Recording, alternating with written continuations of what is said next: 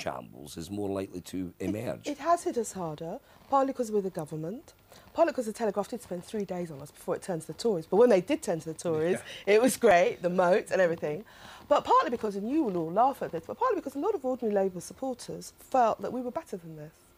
Yes. Really, that's what they thought. There is a huge investment in the media at the moment in a Cameron victory and an enormous sort of conformity in trying to say, oh, he's better, he's done a better job, which I find completely incredible. I don't see what the difference is between the two, frankly.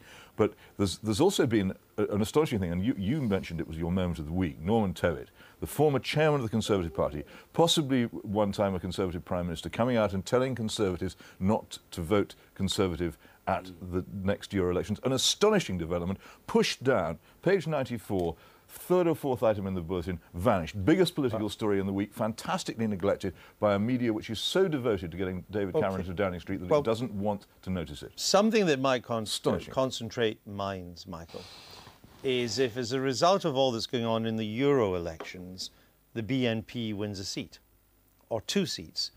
Because by my recollection, that would mean that the first time in democratic politics in this country, an explicitly fascist or neo-Nazi party would be elected to a parliament. That would be historic. Yes.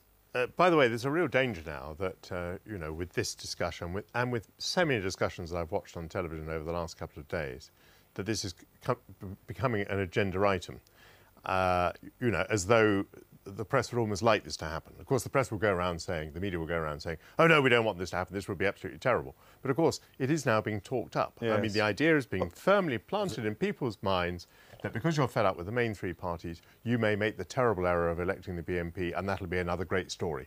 There's an element, Michael, here too, and before the events of the past week erupted, I mean, I'd felt for some time very critical, and I've been saying this to friends in the Labour Party. I think some of the Labour leading lights have made a big strategic tactical mistake in talking up the dangers of the BNP, because there's an element of self-fulfilling prophecy. Yeah. It's also partly to scare the horses, no, isn't be careful, it? well, be careful about that. It's a very dangerous game. There was something going on there before all this began, and it's quite evident from my correspondence and from a lot of other people I've talked to that people can no longer be persuaded out of it in the way that they used to be, and there is quite a frightening growth in the strength of that party. That existed beforehand. If you didn't talk about it, it wouldn't stop it happening. If you do talk about it, it might alert people to the very considerable danger of it. And of course, if it's the only thing that will persuade the liberal elite to do something about politics, then that's at least something achieved. Peter Hitchens, thanks for being with us. You've got a new book out. Yes, it's